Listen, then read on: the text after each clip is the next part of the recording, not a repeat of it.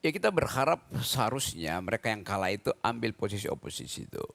Selalu ada jarak antara election dan decision itu. Yang dipilih dan keputusan beda itu. Tetapi kita lihat sosiologi dari Nasdem misalnya tuh. Bisa nggak Nasdem secara total mau beroposisi karena dia kalah tuh. Di belakang Nasdem ada Kapital. Di belakang Kapital ada konco-konco. Jadi agak susah sebetulnya. PDIP apalagi itu kan. Jadi kalau kita bilang PDIP beroposisi pada Jokowi, bagaimana mungkin itu kan? Orang akan anggap, yo Anda kan dulu sama aja kelakuannya. Kan yang kita sebut oposisi harus berbeda secara ideologi, itu dasarnya tuh. Sama kalau kita bilang di Amerika itu pasti Demokrat jadi oposisi pada Republik. Karena beda ideologi di dalam perencanaan pajak misalnya tuh.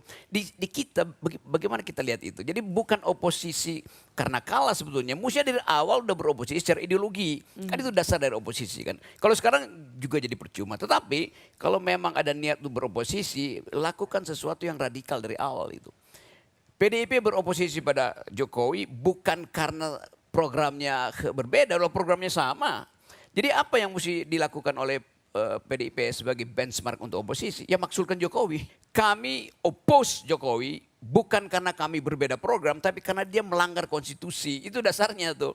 Ucapkan sesuatu supaya publik mengerti bahwa kemarahan PDIP itu bukan sekedar kemarahan elektoral, tapi kemarahan Bagaimana moral. kalau itu dilakukan dan orang akan melihat PDIP ini baperan hanya karena dikalahkan oleh kadernya dan kemudian dia membuat satu goro-goro yang Ya, bagi karena bangsa itu, ini. Itu jadi PDIP kelihatan PDIP jadi kayak anak kecil dong. Dia jadi anak kecil kalau dia tidak melakukan radical break dengan Jokowi. Kan justru yang orang mau lihat ada radical break apa tidak kan? Impeach Presiden Jokowi. Kalau lihat pernyataan-pernyataan yang keluar dari PDI Perjuangan sih saya kira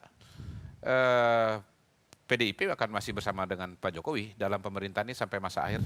Oh, Paling sampai tidak masa dalam, akhir. ya, dalam Kan kita pengertian. bicara karena di kekuatan parlemen itu 50, bisa dia bilang 50-50. Iya, ini kan sebetulnya suatu proses yang saling berkaitan satu dengan yang lain ya. Menurut saya akan sangat berbeda kalau PDI misalnya menarik mundur menterinya dengan tidak menarik mundur menterinya. Kalau tadi akan ada dinamika politik apa yang yang baru. dikatakan Bung Iya. Rocky Gerung, impeach Presiden Jokowi menurut Anda itu masuk akal? Enggak realistis. Nggak realistis. Ya. Bicara 2024 presiden baru ya, Prabowo dan Mas Gibran, maka kemudian kemungkinan PDI Perjuangan menjadi oposisi dalam Atau di pengertian luar kabinet lah. tidak punya perwakilan di kabinet, saya kira sangat dimungkinkan. Realistis tuh ya? Sangat realistis. Karena Ya. Sekjen PDI Perjuangan mengatakan hari ini kami punya pengalaman di 2004 Iya, karena dan itu di sebetulnya sangat menarik ya. 2004 sampai 2014 2014, berada di luar 2 kali. pemerintahan Betul. Itu salah satu Presiden SBY. indikasinya. Dan sebetulnya ini menarik karena kita kan kemungkinan akan mendapatkan divided government karena pemenang di eksekutif dengan pemenang di legislatif itu partai berbeda. Saya sendiri sebetulnya masih agak menahan diri untuk menunggu hitungan final sampai dengan kursi ya. Karena memang secara suara kelihatannya konsisten PDI itu di atas Golkar. Tetapi jangan lupa bahwa PDI itu kekuatannya dominan di Jawa. Yang kursinya itu satunya tuh sekitar 300.000 suara. Sementara Golkar cenderung kuat di luar Jawa yang satu kursinya itu sekitar 200.000 suara. Jadi Golkar itu biasanya kursinya lebih tinggi daripada suaranya. Jadi perolehan suaranya Betul. lebih Jadi besar, kita harus sangat tapi hati-hati menunggu kursinya. Nah, karena nanti kan yang akan jadi Ya, ketua tapi DPR.